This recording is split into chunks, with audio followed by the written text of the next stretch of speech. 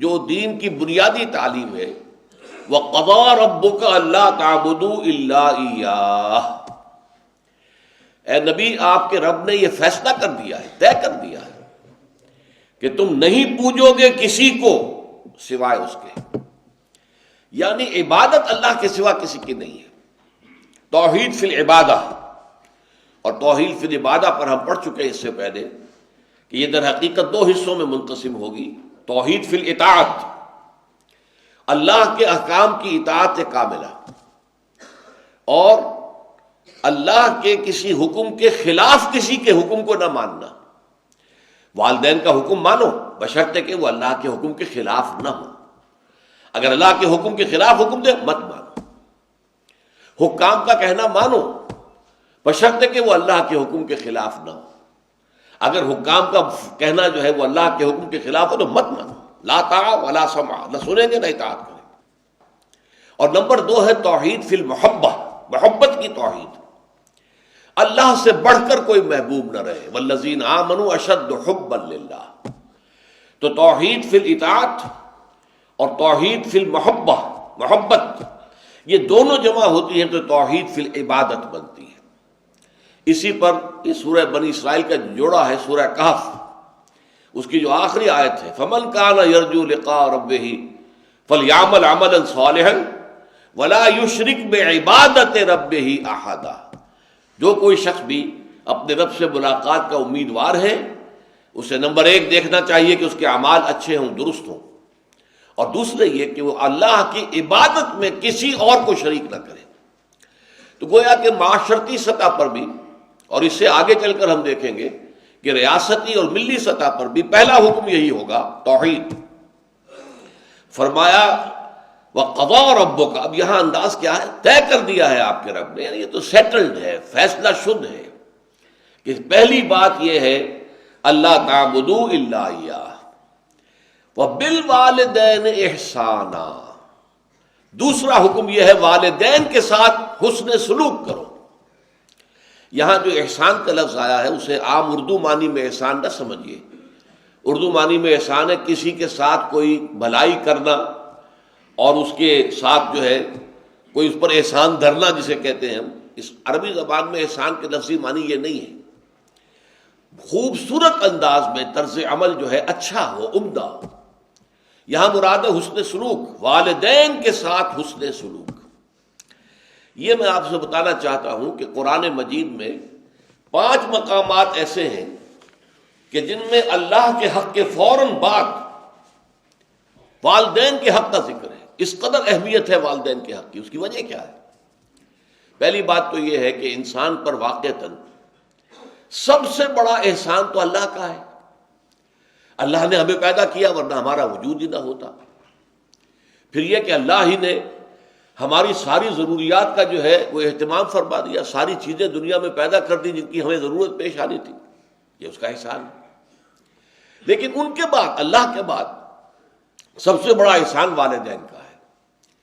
اللہ خالق ہے ہمارا، لیکن وجود میں آنے کا ذریعہ تو والدین بنے ہیں نا۔ رب اور پالن ہار پروردگار تو اللہ ہے، لیکن اس کی ربوبیت کا مظہر، ذریعہ، وہ تو والدین کی ربوبیت ہے۔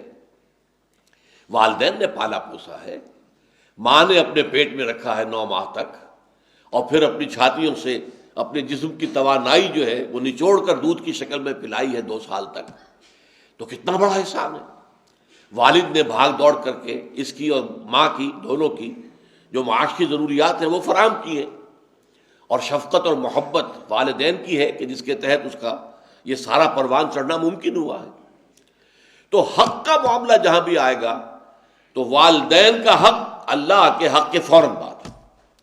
اب دیکھیے یہ بھی ترتیب کی بات ہوتی ہے، جیسا کہ میں نے جو دوسرا سبق تھا آیا بر کا تو عرض کیا تھا کہ اگر تو اطاعت کی بات ہوگی تو اللہ کے بعد رسول، محبت کی بات ہوگی اللہ کے بعد رسول، اسی طریقے سے ارکان اسلام کی بات ہوگی تو کلمہ شہادت کے بعد فوراً نماز، لیکن وہاں نیکی کی بات ہو رہی تھی تو ایمان کے فوراً بعد وَآتَ الْمَالَ عَلَىٰ حُبِّهِ ذَوِي الْقُرْبَىٰ وَالْيَتَامَىٰ وَالْمَسَاكِينَ وَابْنَ السَّبِيلِ، یہ مقدم ہو گیا۔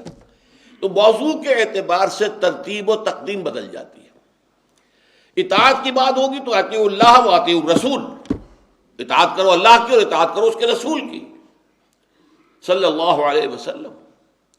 محبت کی بات ہوگی تو اللہ کی محبت کے بعد رسول کی محبت، لیکن حقوق کی بات ہوگی تو اللہ کے حق کے فوراً بعد والدین کا حق۔ چنانچہ دیکھیے سب سے پہلے سورہ بقرہ میں آیا ہے وَإِذْ أَخَذْنَا مِيثَاقَ بَنِي إِسْرَائِيلَ لَا تَعْبُدُونَ إِلَّا اللَّهَ وَبِالْوَالِدَيْنِ إِحْسَانًا وَذِي الْقُرْبَى وَالْيَتَامَى وَالْمَسَاكِينِ وَقُولُوا لِلنَّاسِ حُسْنًا۔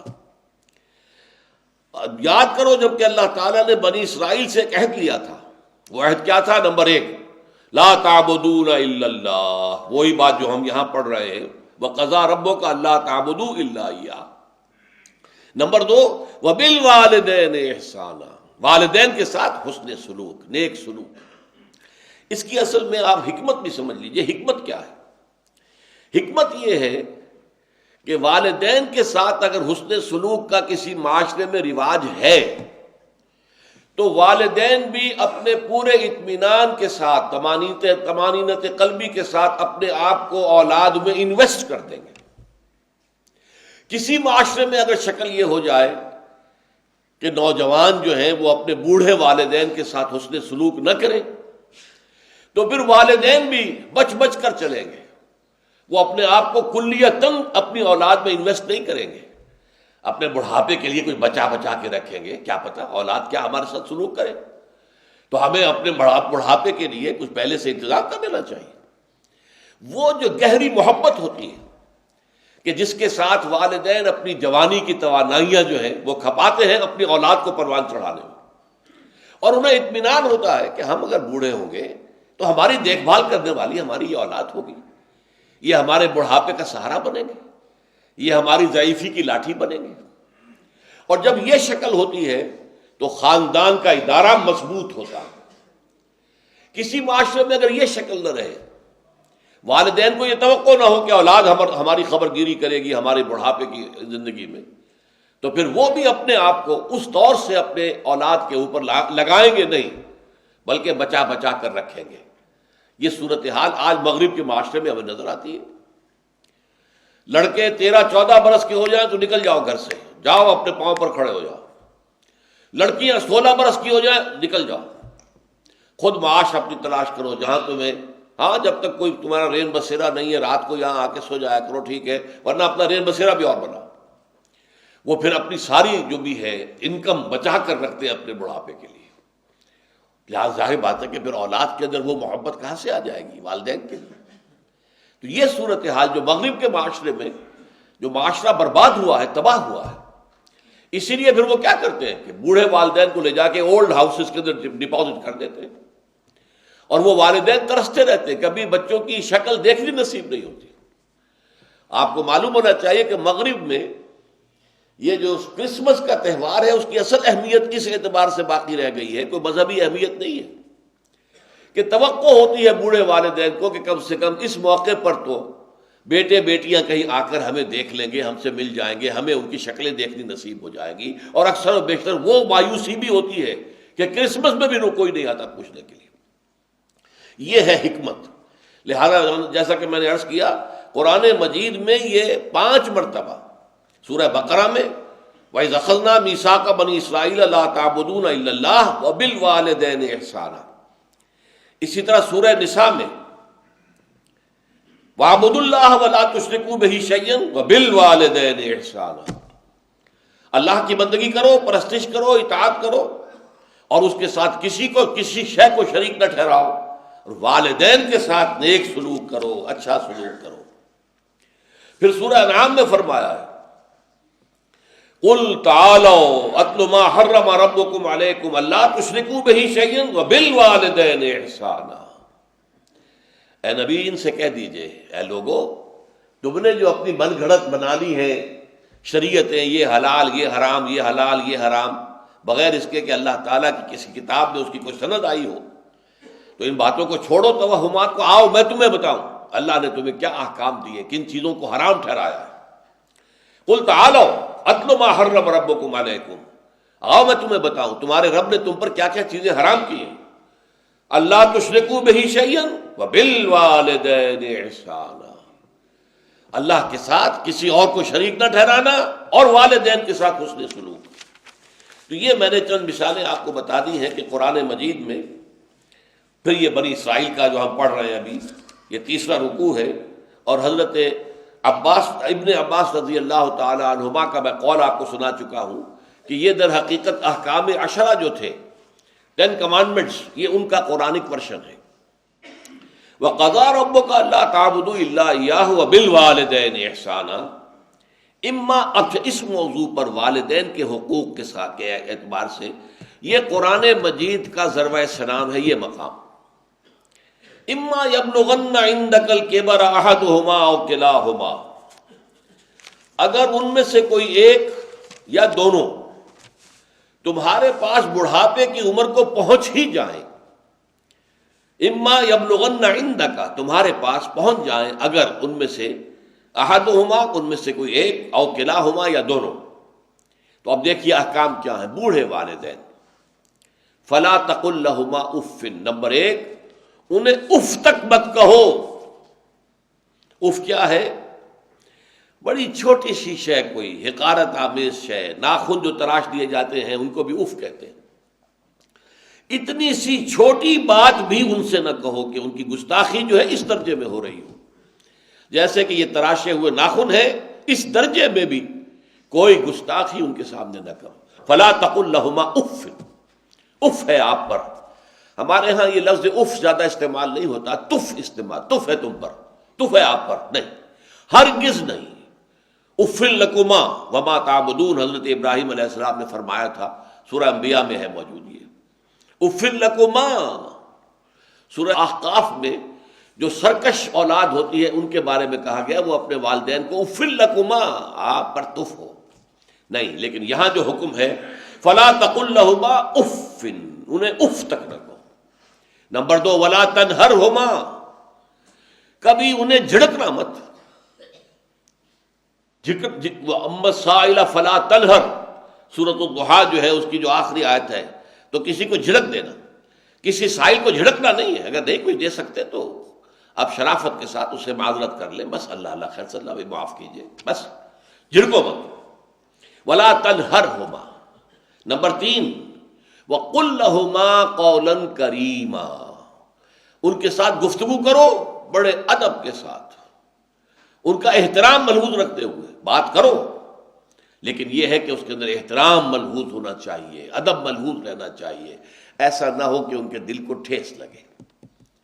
یہی ہے وہ جو بچہ سا تھا ہماری گود میں کھیلتا تھا، اس کی نجاستیں ہم صاف کرتے تھے، اس کو دودھ ہم پلاتے تھے، اس کو چلنا ہم نے انگلی پکڑ پکڑ کر.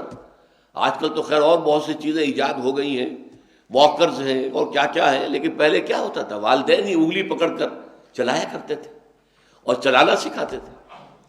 آج یہ سینہ تان کر بات کر رہا ہے ہم سے.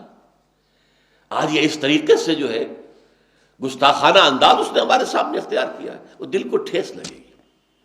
میں نے اس سے پہلے بھی ایک مرتبہ آپ کو بتایا تھا کہ صرف 2 چیزیں ایسی ہیں جن کو محبت اور تعظیم کے انداز میں دیکھنا بھی عبادت ہے.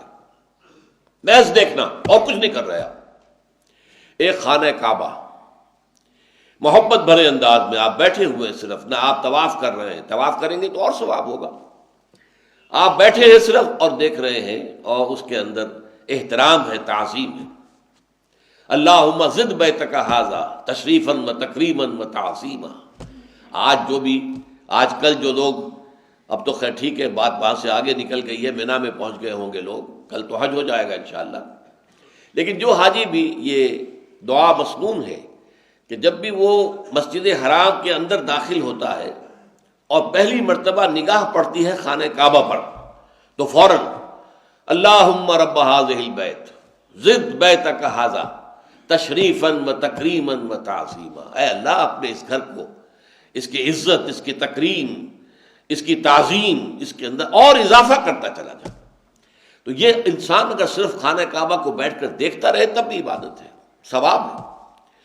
اور اسی طرح بوڑھے والدین کو محبت بھری نگاہ سے دیکھنا، یہ بھی موجب ثواب ہے کہ دل جو ہے ان کو کہیں کوئی آئینہ قلب جو ہے ان کے احساسات کو ٹھیس نہ پہنچے، اس کا لحاظ رکھنا۔ اما یبلغن عندک الکبر احدہما او کلاہما فلا تقل لہما اف ولا تنہرہما وقل لہما قولا کریما واخفض لہما جناح الذل من الرحمہ، اور ان دونوں کے سامنے اپنے کندھوں کو شفقت کے ساتھ، ادب کے ساتھ جھکا کر رکھو۔ یہ جو ابھی میں نے چند الفاظ کہے تھے کہ سینہ تان کر بات کرنا، یہ ایک انداز ہوتا ہے بات کرنے کا۔ ایک یہ ہے کہ آپ بات کر رہے ہیں والدین سے، والدہ سے، والد سے، لیکن جھکے ہوئے، کندھے جھکائے ہوئے۔ اب یہ بھی دو ہی باتیں ہیں، یا والدین کے سامنے کندھے جھکانے ہیں، یا پھر حضور سے کہا گیا ہے اے نبی آپ اہل ایمان کے لیے وخفض جناحک للمؤمنین، یہ مومن جو ایمان لائے ہیں ہمارے نیک بندے ہم پر، چاہے وہ غریب ہیں، فقیر ہیں، چاہے وہ غلام ہیں، مسکین ہیں، آپ اپنے کندھے ان کے سامنے جھکائیے۔ یہ بہت بڑی بات ہے جو کہی گئی ہے محمد رسول اللہ صلی اللہ علیہ وسلم سے۔ آپ ان کے سامنے وخفض جناحک للمؤمنین، اہل ایمان کے لیے اپنے کندھے جھکائیے، جھکا کر رکھیے، ان کا احترام کیجیے۔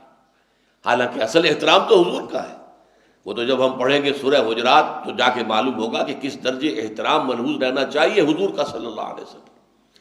لیکن یہاں نوٹ کیجئے وَخْفِضْ لَهُمَا جَنَاحَ الذُّلِّ مِنَ الرَّحْمَةِ، اور اس سب کے بعد بھی وَقُلْ رَبِّ ارْحَمْهُمَا كَمَا رَبَّيَانِي صَغِيرًا، اور یہ دعا کرتے رہا کرو اے رب ہمارے ان دونوں پر، میرے والدین پر رحمت فرما، رحم کر، جیسے کہ انہوں نے مجھے پالا پوسا جبکہ میں چھوٹا سا تھا۔ اب دیکھیے یہاں لفظ کیا آیا، ربیانی، رب، اللہ تعالیٰ رب ہے حقیقی، وہ ہے اصل میں پالن ہار، ساری چیزیں اس کی پیدا کردہ ہے۔ ماں باپ کے دل میں بھی محبت اور شفقت تو اسی نے ڈالی ہے، ماں کی چھاتیوں میں دودھ تو اسی نے بنایا، پیدا کیا ہے، تو اصل رب تو وہ ہے۔